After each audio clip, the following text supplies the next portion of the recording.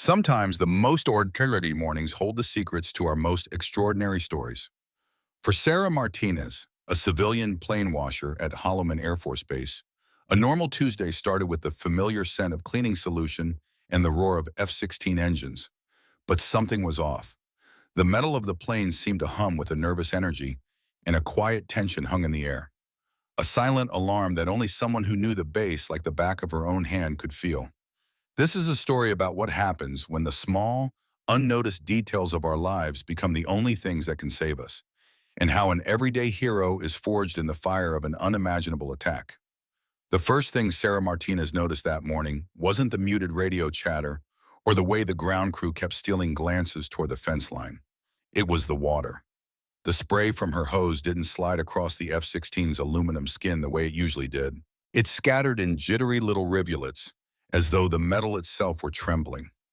She paused, the early sun reflecting off the wet surface, and ran the edge of her chamois along the wing. She had been washing planes at Hollowman Air Force Base for 3 years now, long enough to know that metal never lied. The jets carried their own kind of memory. They came back from the sky bearing stories, scorch marks from close calls, dust baked into their seams from foreign airfields, sometimes tiny dents that made her wonder what the pilots had seen up there and what they'd survived. But today, as she polished the wing of Viper 7, something felt off. The base had been wound tight for weeks, not the normal tension that came with training cycles or upcoming deployments. This was different, heavier. It was the sort of hush that settled over a place when everyone sensed something coming, but no one wanted to be the first to put it into words. Sarah adjusted her grip on the hose and went back to work, wingtip to fuselage, fuselage to tail, until every inch gleamed under the desert sun. The rhythm of it was comforting, almost meditative. She liked this job. It let her hands stay busy while her mind wandered. Growing up in Alamogordo, just down the road, she'd spent her childhood staring up at fighter jets streaking across the skyline. At 28, she was finally part of the machine that kept them flying. The morning sun threw long shadows across the flight line as she moved to the next aircraft. Her cart radio crackled with routine comms, the tower directing a lumbering C-130, maintenance crews trading status updates, the constant hum of a base coming to life. But even through the familiar noise, she heard something different today. A faint strain in the voices, a clipped edge to every response. "Martinez, you got a minute?" She turned. Tech Sergeant Williams was walking toward her, his expression tight. He was one of the few on base who treated her like more than the civilian who washes the jets. Over the past year, he'd become something like a friend. "What's up, Sarge?" she asked, resting her chamois on the wing. "You been listening to the news?" Sarah shrugged. "Not really. Why?"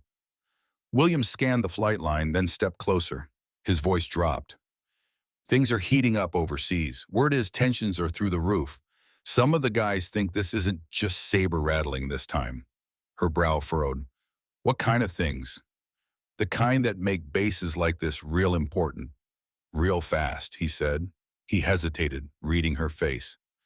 "Look, I probably shouldn't be saying any of this, but you've got good instincts. If anything feels wrong today, anything at all, you find me or another NCO immediately. Understood?" She nodded, though she didn't fully understand. Hollowman was a training base, not a frontline target. What could possibly happen here? Williams walked off, leaving her with more questions than answers. She went back to her work, but now every sound seemed sharper. The deep churn of distant engines, the metallic clatter of tools from the maintenance bays, the background thrum of generators, all of it felt amplified. She started noticing things she had overlooked all morning: doubled security patrols, hangar doors that were usually wide open now sealed tight, and a cluster of desert camouflage vehicles in the motor pool that she had never seen before. By 10 o'clock, she had finished 4 aircraft and was rinsing the landing gear on her fifth when the first true warning arrived. The radio chatter changed. The casual jokes and familiar banter that usually floated over the net were gone, replaced by clipped, formal exchanges. Even the tower's voice had shifted, careful and precise, like each word carried weight. Then she heard it, a sound that didn't belong. Not the growl of a Pratt and Whitney engine, not the whine of a power cart, but something sharper, higher. It sliced through the air, triggering a coil of fear deep in her gut. She knew that sound, not from experience but from movies and grainy documentary clips. The sound of something lethal slicing the sky. Sarah dropped the hose and looked up. The sky was flawless, a perfect New Mexico blue. But against that empty canvas, she saw them. Thin white contrails, arrow straight and purposeful, carving toward the base from the northeast. Her blood ran cold. Those weren't commercial jets. They weren't even military transports. They were too fast, too high, and they were coming from the wrong direction. Her hands shook as she grabbed the small radio from her cart, the one Williams had pressed into her hands a month ago for coordinating with the maintenance crews. She keyed the mic. "This is Sarah Martinez on the flight line," she said, her voice tight. "I've got multiple contrails inbound from the northeast, high altitude. They don't look like ours." Static. Then Williams' voice, sharp and urgent. "Martinez, get to the nearest bunker. Now, move." For one frozen moment, she couldn't. She could only stare as the contrails thickened and the aircraft themselves emerged, sleek, angular shapes descending like predators. They looked nothing like the planes she had spent 3 years scrubbing. These weren't here to train. They were here to kill. The sirens wailed, the base's warning systems screaming to life. Pilots sprinted toward their jets. Sarah's body finally obeyed. She abandoned her cart and ran, boots hammering the tarmac toward the nearest concrete bunker 60 yards away. Behind her, engines roared to life. The first F-16 thundered down the runway and clawed into the sky, followed by another. But in her gut, Sarah already knew. They were too late. The enemy fighters dove. The first explosion shattered the world. It wasn't just noise. It was a physical force that punched the air from her lungs. The ground heaved beneath her. She stumbled into the bunker as the concrete shuddered and the heavy door clanged shut. Through the narrow, reinforced window, she saw fire blossom across the flight line. The jet she'd just cleaned became a curling tower of flame. The maintenance hangar where she and Williams had once shared coffee collapsed in a cloud of black smoke. The attackers weren't improvising. This was surgical, precise, designed to cripple Hollowman before anyone could fight back. Inside the bunker, 12 people huddled in stunned silence, the emergency lights casting a dull red glow. The radio spat fragments of chaos, damage reports, casualty numbers, desperate requests for backup. Williams' voice cut through it all, steady and commanding, orchestrating a defense amid the storm. Another wave of explosions rocked the earth. Sarah pressed her back to the wall, trembling. She had started the day as a woman washing planes. Now she was a survivor of an attack on American soil, and deep in her chest she felt the truth settle like a weight. This wasn't over. This was only the beginning. The reinforced concrete shelter had been built to fit maybe 8 people comfortably, yet now it was crowded. 2 stranded pilots huddled against one wall, a few members of the maintenance crew clustered nearby, and in the glow of a single laptop screen sat Dr. Elena Vasquez, the base's chief communications officer. "All communications across the entire southwestern grid are down," Dr. Vasquez said, her voice tight, the pale light from her screen casting ghostly shadows across her face. "This isn't just Hollowman Air Force Base. At least 6 military installations are under coordinated attack." Sarah Martinez felt her stomach twist and drop. 6 bases. This wasn't some random terrorist strike or an isolated act of sabotage. This was war. Captain Jake Morrison, one of the grounded pilots, pressed his face to the thick observation glass built into the bunker. "I can see at least 15 aircraft down on the flight line," he muttered. They knew exactly what to target. First our primary fighter squadron, then the fuel depot, and now comms. They're dismantling us step by step. Sergeant First Class Rodriguez, his uniform streaked with grime and jet fuel, shook his head in disbelief. "How? Our air defenses should have spotted them hundreds of miles out." Dr. Vasquez's lips tightened into a grim line. They didn't come from hundreds of miles out.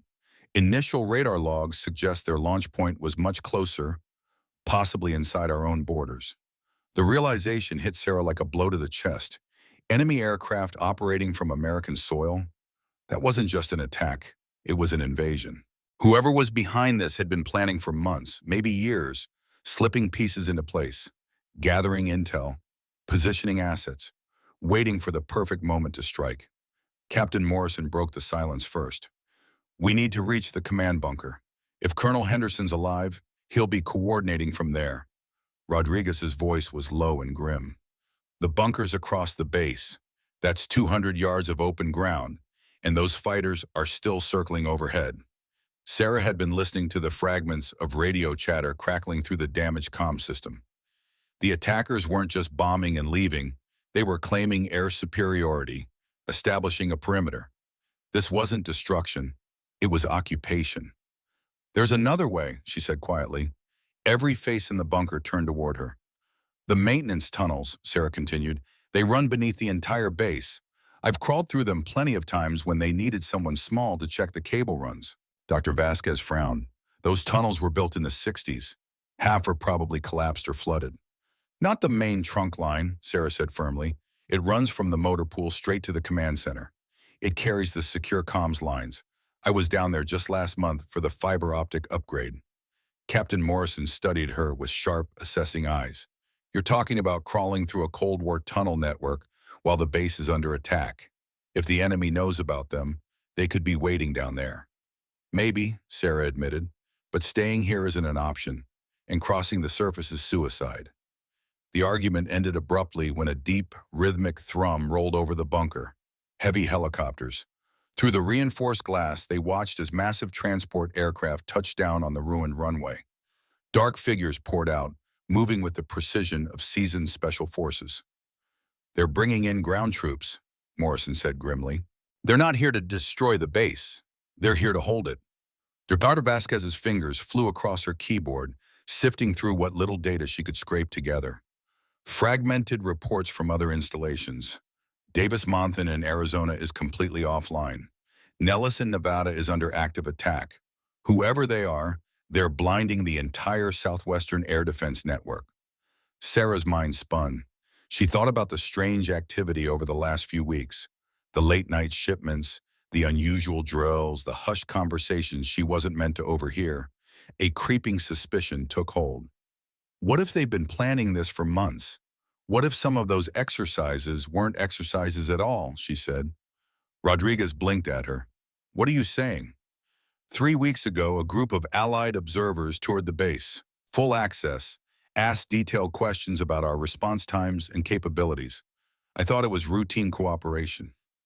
Morrison went pale. Christ. They were collecting intel. This entire thing has been in motion for months. Gunfire cracked across the base.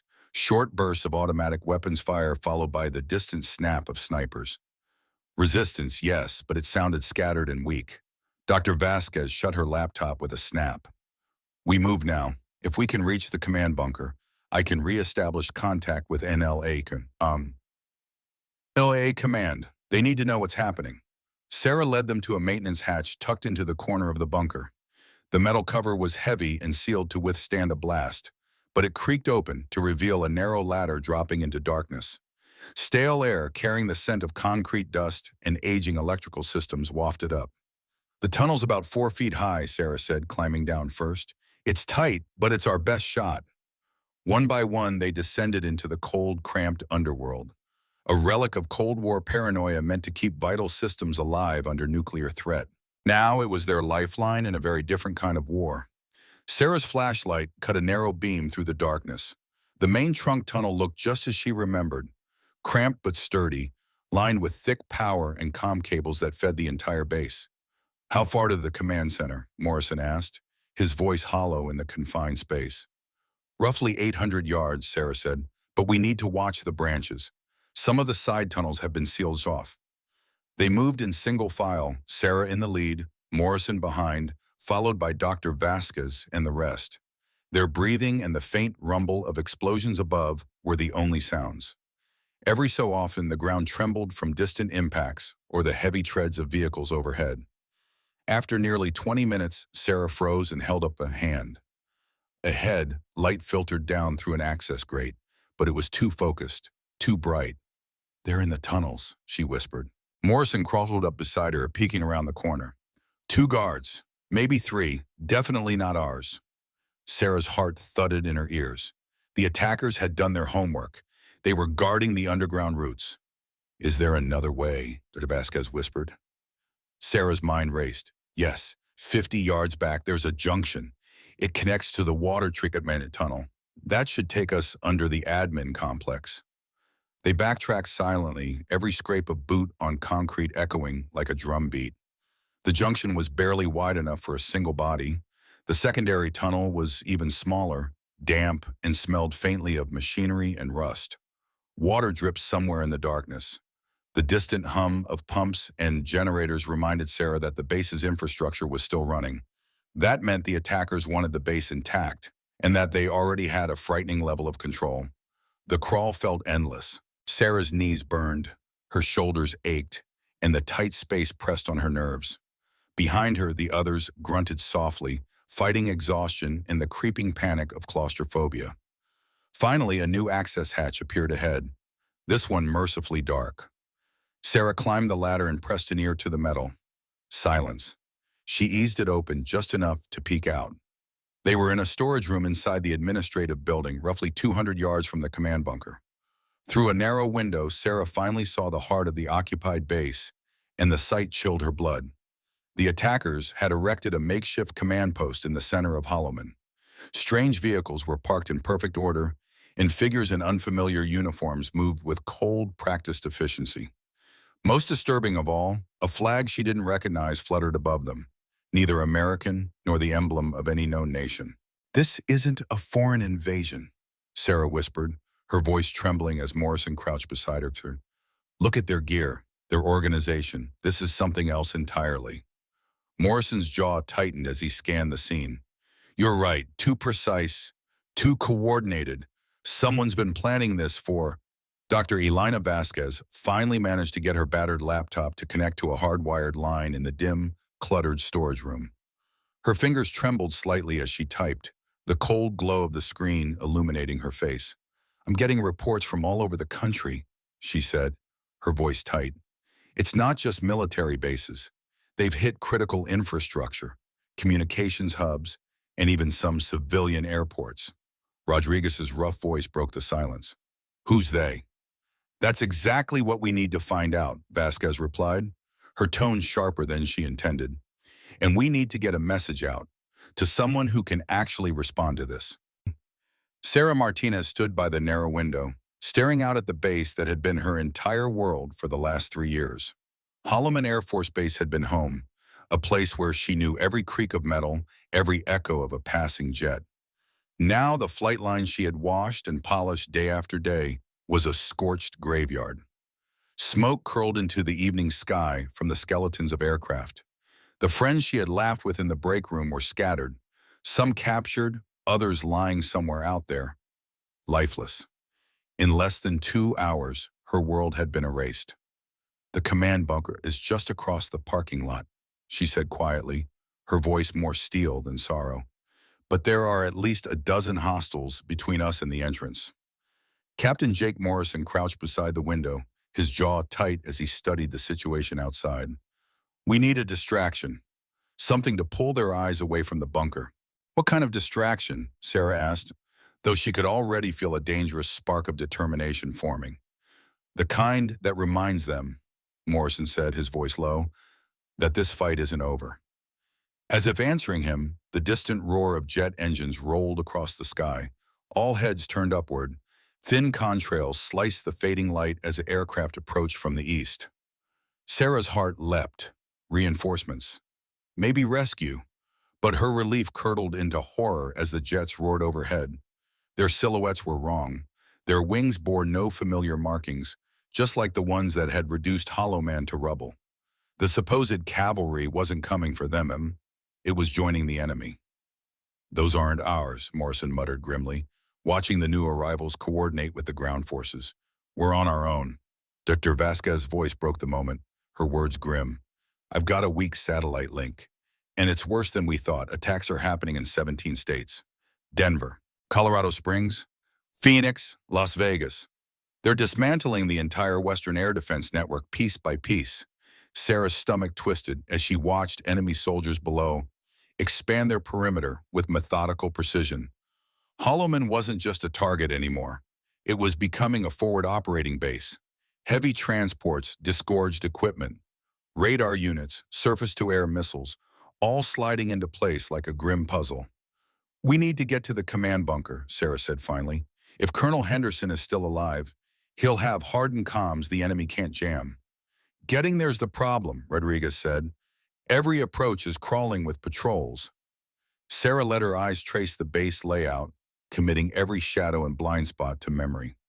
The bunker sat tucked into a small rise, a concrete bulwark only 150 yards away. Between here and there lay open ground, and enemy soldiers who moved like they owned the place. "There's a storm drain on the east side of the parking lot," she said, a flicker of hope entering her voice. "It feeds into the main drainage system. If we can get into it, we can get close enough for a sprint to the entrance." Morrison frowned. "That's assuming it's not blocked or flooded." "It's our best shot," Vasquez said, snapping her laptop closed. "I just lost the link completely. Their jamming's getting stronger." They waited for the sun to dip low, letting shadows swallow the base. Sarah led the way, winding through the storage room and down a forgotten service corridor. The air grew cooler and damp. At the end stood a heavy steel door marked with faded radiation warnings, a relic of when Hollowman had stored nuclear weapons. The storm drain was bigger than Sarah expected, tall enough to crouch walk through. A thin stream of water slid along the floor, carrying the scent of oil and old concrete. Emergency lights cast trembling shadows on the curved walls. "This whole system was built for flash floods," Sarah whispered, the sound echoing down the tunnel. "These channels stretch miles into the desert."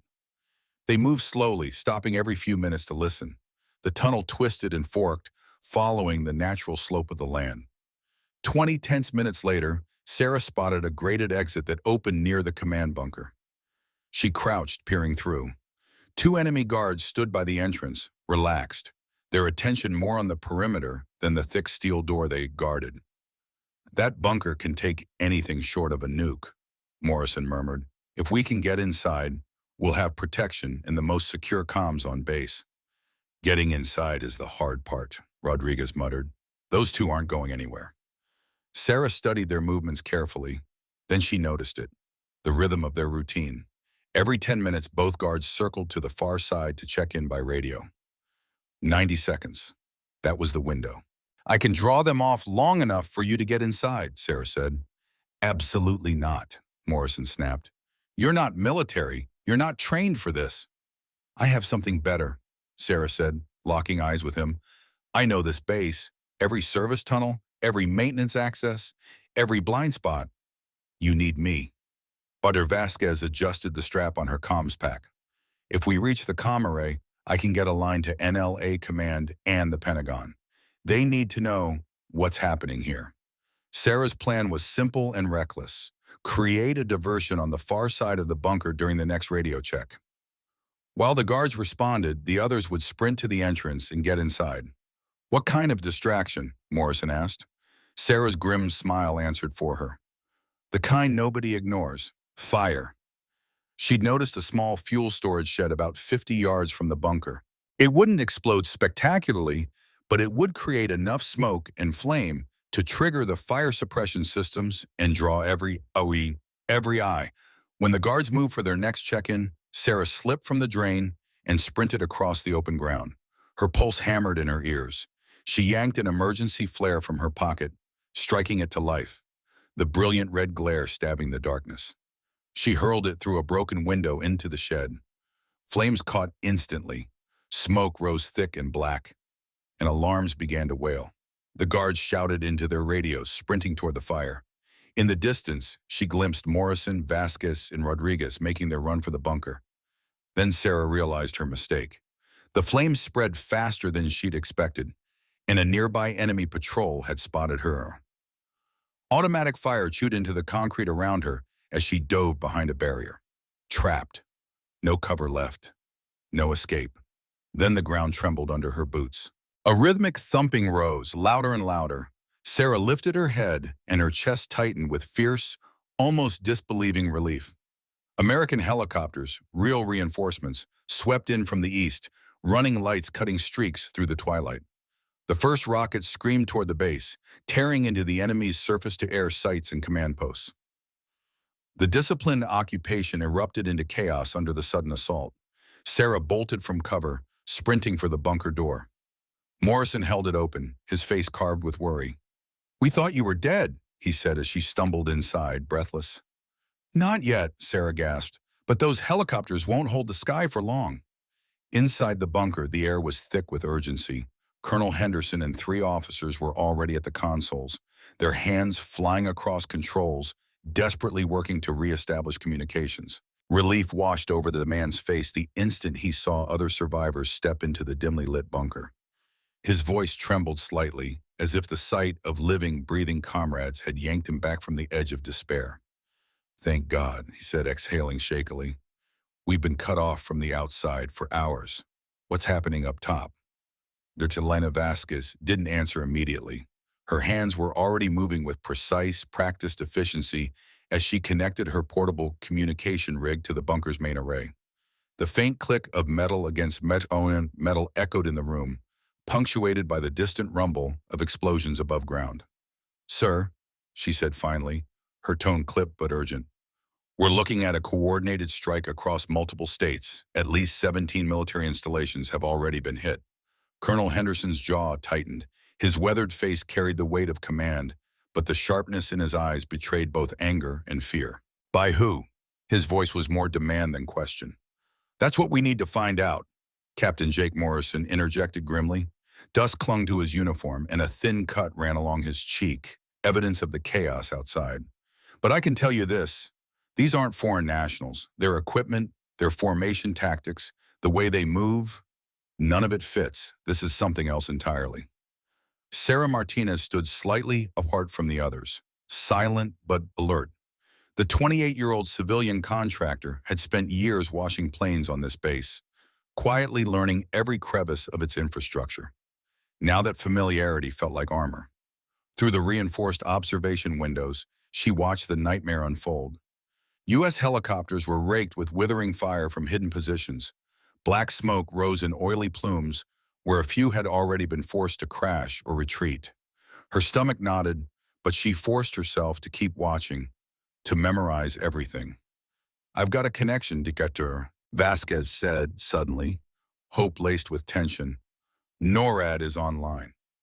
The bunker speaker system crackled, filling the room with a voice that was all authority under pressure. "This is General Patricia Collins, NLA Command. Hollowman, report your status."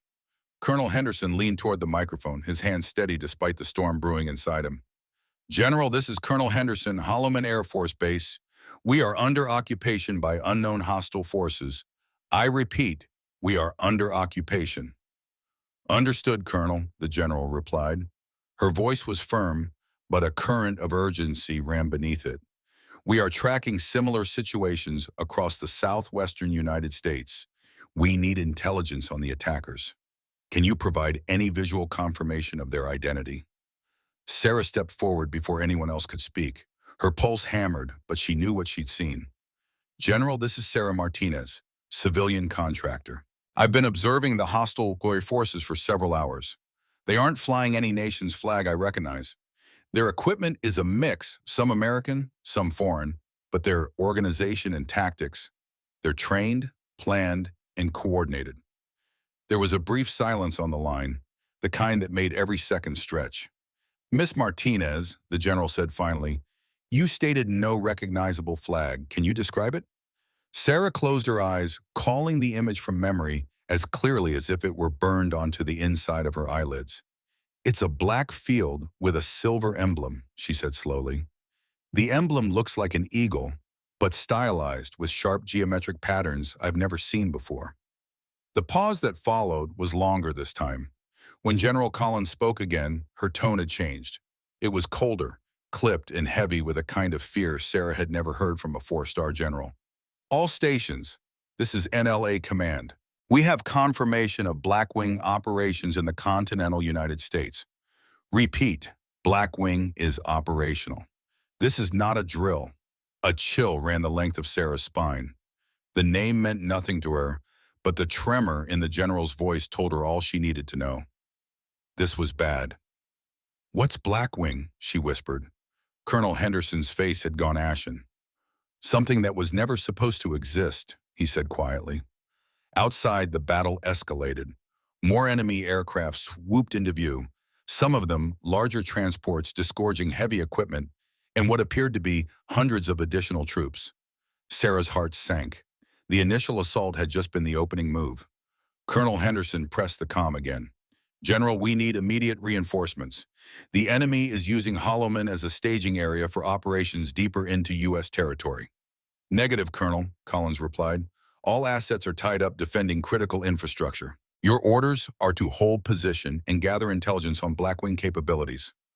The words hit like a hammer. Around the bunker, the survivors exchanged bleak glances. They had just been told, in the politest military terms, that they were expendable. Sarah swallowed hard. Just that morning, she had been a civilian washing down fighter jets, humming to herself under the desert sun.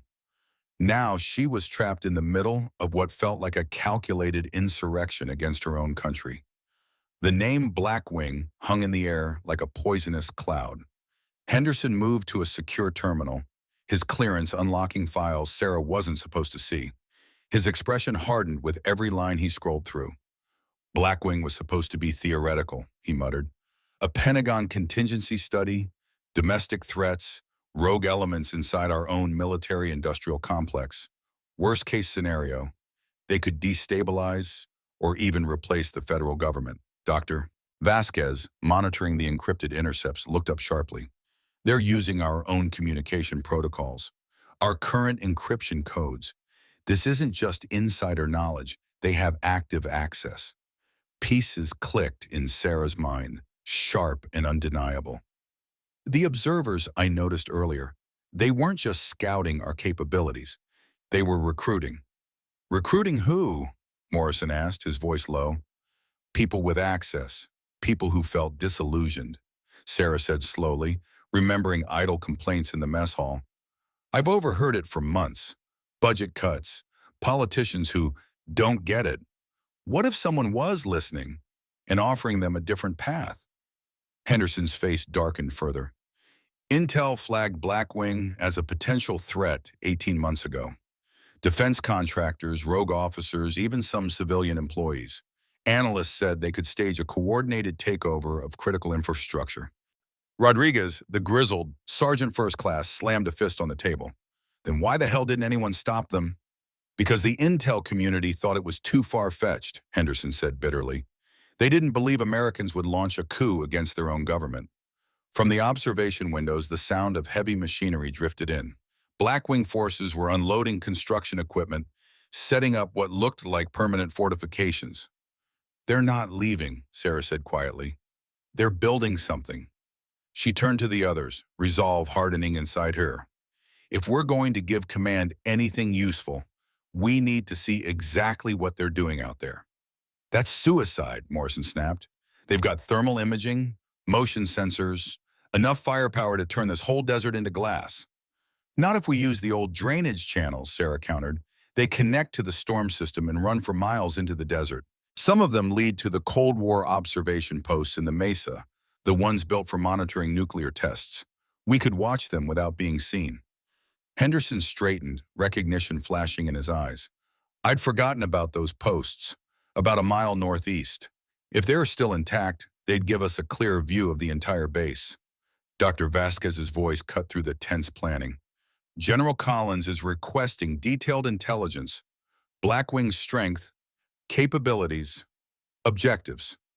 And she wants any sign of something called Project Cornerstone." Henderson froze, then swore softly. "If they're implementing Cornerstone, this isn't just a military takeover. They're preparing a parallel government structure." "What's Cornerstone?" Sarah asked. "A theoretical framework," Henderson said grimly, "for replacing the U.S. government with a military-controlled administration. It was a response plan for total societal collapse. It was never meant to be used." Sarah felt the scope of their situation slam into her chest. This wasn't a simple coup. Blackwing was a shadow government, embedded in the system and for years, now emerging to seize power in broad daylight. "How do we reach the observation posts?" she asked, already deciding she would go. Henderson pulled up topographical maps. "The drainage system leads into natural caves under the mesa. They were expanded during the nuclear test era. If you make it there, you'll have a secure vantage point. I'm going with her, Morrison said immediately. She knows the ground, but I know what to look for tactically. No, Sarah said firmly. You're needed here to coordinate with NORAD. I can do this alone. The hell you can, Morrison shot back. This isn't about washing planes anymore. This is survival. Before the argument could boil over, Dr. Vasquez looked up from her console, face pale. Blackwing units are advancing toward population centers. Albuquerque, Las Cruces, El Paso, Eldom. They're not just taking bases, they're moving to control civilian areas. The bunker fell silent as the implications sank in. If Blackwing seized the major cities of the Southwest, they wouldn't just hold military ground. They could sever California and Arizona from the rest of the nation. The rest of the country was on the brink of splintering. A partitioned United States with a rogue military faction tightening its grip on swaths of American territory. We need to move now, Sarah said, her voice sharp with urgency. Every minute we wait gives them more time to dig in. Colonel Henderson wasted no time. He handed over night vision goggles and a secure communications unit. Your target is Observation Post Sierra 7, he said. Abandoned for 3 decades, but the structure should still hold. Gather intel on Blackwing's capabilities and report to NORAD. Sarah and Captain Morrison prepared for what felt like a final mission. As she checked her gear, Sarah couldn't shake the whiplash of the last 12 hours. She had woken up a civilian contractor washing planes and was now crawling into the role of a reconnaissance operative in what was starting to look like a second American Civil War. They slipped out of the command bunker through a hidden exit that led into the base's forgotten nuclear storage tunnels. Even Sarah, who knew every maintenance shaft and fuel line on Hollowman Air Force Base, had never been this deep underground. The tunnels were Cold War relics, carved straight into rock, air thick and stale with decades of abandonment. These were built to ride out a nuclear strike, Morrison murmured as they navigated the darkness. The whole base was designed to serve as a post-war command center if the worst ever came. When they finally emerged, they were 2 miles out at the foot of the mesa. From their vantage point, the scale of the Blackwing occupation hit them like a blow. Hollowman Air Force Base, her home for 3 years, had been reborn as a fortress. Aircraft cycled in and out, delivering supplies and fresh personnel. They're not just holding the base, Morrison said, scanning the airfield through his binoculars. They're turning it into a stronghold. Sarah counted quickly. At least 50 aircraft were on the tarmac, several she didn't even recognize. Below, enemy troops erected radar arrays and fortified positions, the movement of their operation frighteningly organized. How many? She asked quietly. 1,000 boots on the ground. Easy, Morrison said, and more landing every hour. This isn't a raid, it's an occupation. They began the climb toward Sierra 7, sticking to the rock shadows. The mesa's honeycomb of caves, some natural, some dug during the nuclear testing era, became their cover. Sarah's knowledge of the base's forgotten history proved invaluable.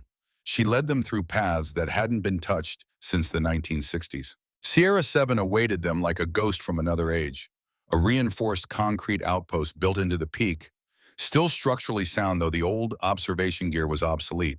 From here, the full scope of the Blackwing operation came into view.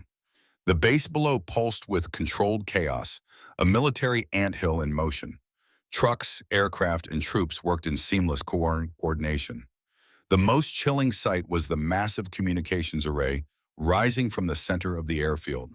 Sophisticated, modern, and far beyond anything NORAD possessed. They're building a command network, Morrison said grimly, adjusting a cracked optical scope. That array could coordinate operations across the country. They're setting up a shadow command structure. Sarah studied the flow of people below. And they're not all military. See those? Civilian contractors, technicians, admin staff. This isn't just a coup. It's the skeleton of a government. Morrison documented everything. Troop numbers, equipment types, construction progress. NORAD has to see this, he said.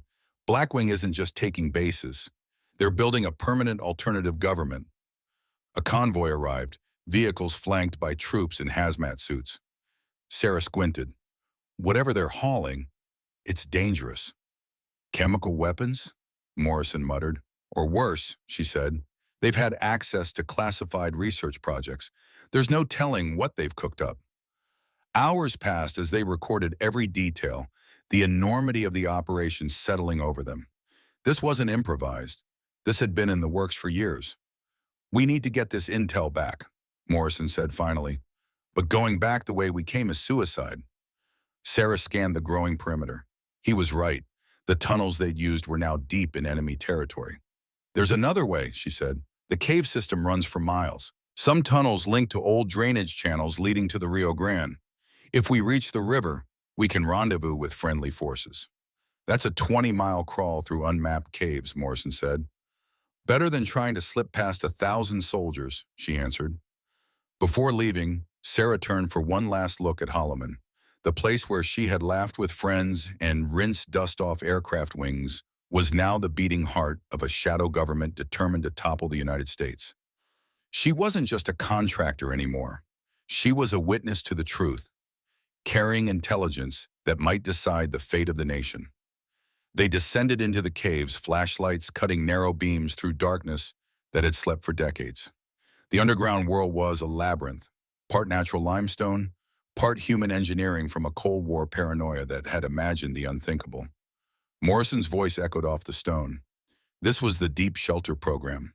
They wanted networks that could survive nuclear war and run post-strike operations.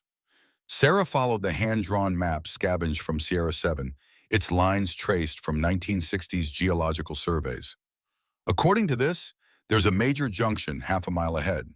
From there, the underground river will take us toward the Rio Grande. The cave air was damp, carrying the distant rush of water. Occasionally, dead emergency lights flickered to life, throwing their shadows against walls still marked by long, faded military symbols. Without the map, they would have been swallowed by the maze. "Check this out," Morrison said, as they reached a convergence of multiple tunnels. The walls were scrawled with a code of numbers and symbols. "These are distance and exit markers. Your map overlays perfectly with the old navigation system." Sarah studied the symbols.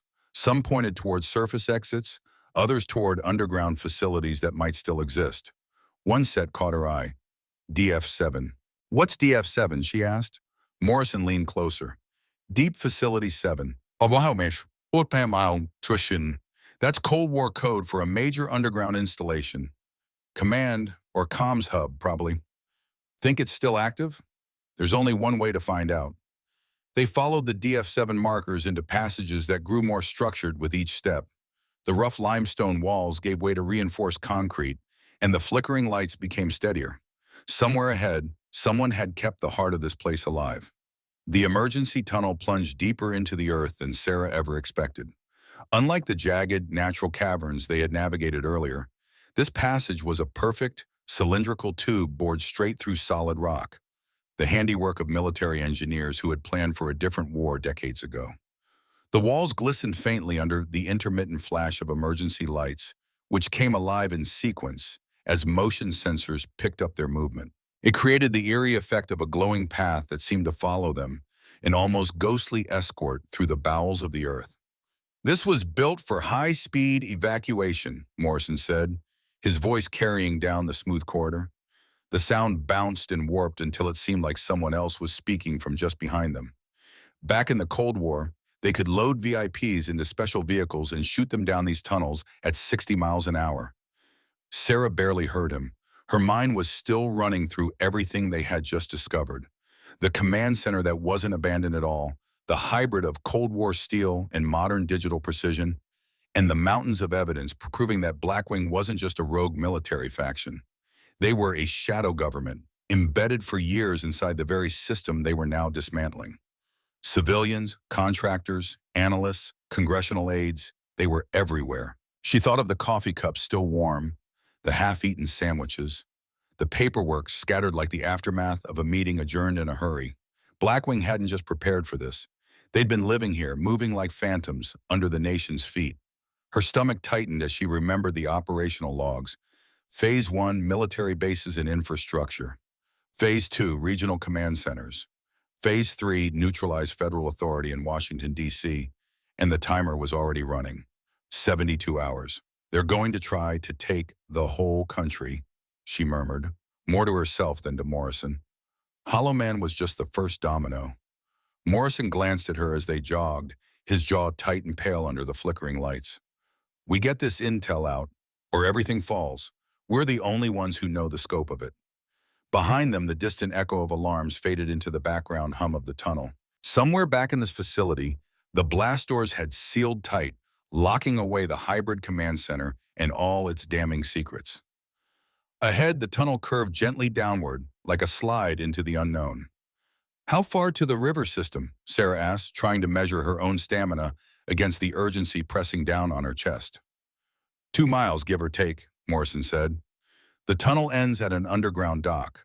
Back in the day, they kept small boats there for emergency extractions.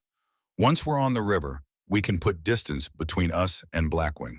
Sarah nodded, gripping the portable drives like lifelines. The files in her hands held the future of the country, or at least whatever chance it had left. She thought about the 200 miles of hostile territory they would need to cross, about the men and women who would kill him without hesitation if they knew what she carried. A faint, rhythmic noise rose from the darkness ahead. Water, moving fast. It was the first hopeful sound she'd heard in hours. The river system was close.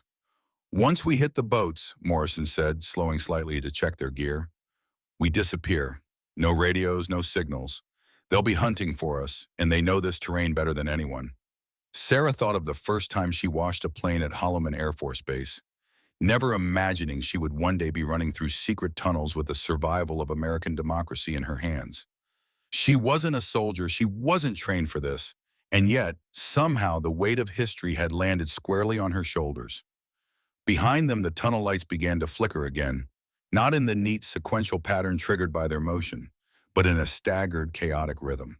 Sarah's breath caught in her throat. Someone else was coming. The roar of rushing water grew louder with every step they took down the damp, sloping passage. The air thickened, heavy with the earthy scent of an ancient underground river that had carved these caverns for thousands of years. After 20 grueling minutes of near-constant descent, their flashlights finally caught the glint of a heavy steel door at the tunnel's end. Stenciled across its face were the words, "Emergency exit only." On the other side, the muted thunder of fast-moving water echoed like a heartbeat. Captain Jake Morrison ran his hand along the locking mechanism, his expression grim. The design was clear. This door opened only from the inside. Once they went through, there would be any coming back. You ready for this? Morrison asked quietly, his voice swallowed by the cavern. Sarah Martinez hesitated. Her mind spun with the weight of what they carried. Hard proof of a conspiracy reaching into the highest levels of the U.S. government, a detailed timeline giving the country less than 3 days before Washington, D.C. It would fall to a meticulously orchestrated coup. She pictured Colonel Henderson and Dr. Elena Vasquez, still trapped in the command bunker at Hollowman Air Force Base. She thought about the millions of Americans going about their lives, oblivious to the fact that their government was hanging by a thread. Open it, she said at last. The door groaned and gave way, and soon they stumbled into the blinding daylight of the desert. Heat shimmered off the sand as they staggered toward a distant federal checkpoint. Federal installation, Morrison muttered, squinting. Those are real Army Rangers. They approached slowly, hands visible. Morrison called out his identification in a hoarse voice. The Rangers eyed the 2 ragged civilians with deep suspicion. Their story, emerging from the desert claiming to carry critical intelligence on a domestic terror plot, sounded like either a trap or the ravings of the desperate. Everything changed the moment Sarah said the words, Project Prometheus. The checkpoint commander stiffened. Get Colonel Rebecca Torres on the line now. Tell her we have civilians carrying intelligence on biological weapons deployment. Minutes later, they were inside an armored vehicle, racing toward Kirtland Air Force Base, where federal forces were struggling to organize a response to what was now officially called the Blackwing Insurrection. Colonel Torres, a sharp-eyed intelligence officer with no patience for wasted time, personally debriefed them as medical teams treated their dehydration and exhaustion. When she finished reviewing the files Sarah and Morrison had risked their lives to carry out, her face hardened. This confirms our worst fears, Torres said. We've been tracking Blackwing movements for 24 hours. But we didn't know about Prometheus or their Phase 3 timeline. Sarah listened, relief mixing with shock, as she learned that the federal response was stronger than she had dared to hope. Loyal military units across the Southwest were fighting back in coordinated counterattacks. Blackwing had managed to seize several key installations, but they had underestimated the soldiers and airmen who still honored their oaths to the Constitution. "What about Hollowman?" Sarah asked. "Are there survivors?" "We retook the base 6 hours ago," Torres replied. "Colonel Henderson and Dr. Vasquez are safe. So are most of the personnel who made it into the bunkers. They've been asking about a civilian contractor named Sarah Martinez, the one who helped organize the resistance." Relief washed over Sarah like cool water. The people she had fought beside were alive. Meanwhile, Morrison studied a bank of tactical displays showing Blackwing positions scattered across the region. "What's the status of their Phase 3? He asked. "That's where your intel is critical," Torres said. "We knew they were planning to move on Washington, but we didn't know about the biological component. With this, we can stop Prometheus before it reaches any population center." The next 12 hours passed in a blur of action. Sarah found herself doing the unthinkable, briefing senior military commanders, helping them understand the threat she had uncovered in the shadowy underground complex. Her first-hand knowledge of Blackwing's operations and the base infrastructure she had once known so intimately became the key to dismantling their plans. Federal forces launched simultaneous strikes across 7 states.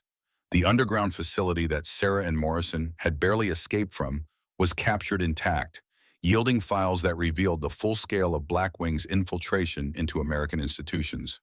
Project Prometheus was intercepted near Phoenix, its payload of advanced biological agents neutralized before it could devastate civilian populations.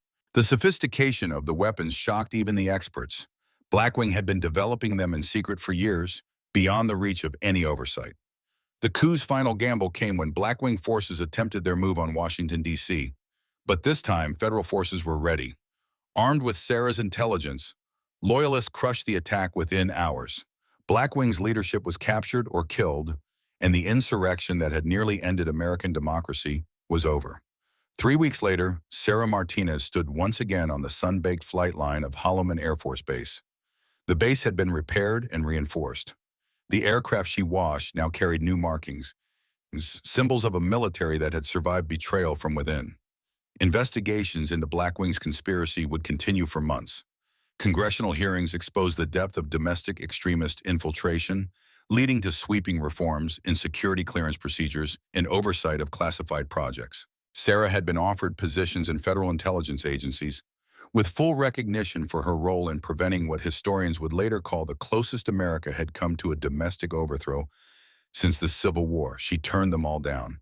Instead, she returned to the flight line, hose in hand, cleaning the same aircraft she had before the world fell apart. "Why'd you come back?" Tech Sergeant Williams asked one morning as she scrubbed down a fresh F-16. "You could be anywhere in the intelligence community right now." Sarah looked up at the endless New Mexico sky. Military aircraft traced their normal training routes, no longer hunted by traitors from within. "Because this is honest work," she said softly, "and because someone has to keep these planes clean." She was not the same woman who had once worked quietly in the background, unaware that missiles were already locked on her base. That woman was a stranger now. Sarah Martinez had faced the worst of human nature and refused to break. As she moved to the next aircraft, the flight line hummed with life. She carried herself with a quiet confidence, armed not just with new security clearances, but with the knowledge that vigilance was the price of freedom. Whatever challenges tomorrow might bring, she was ready.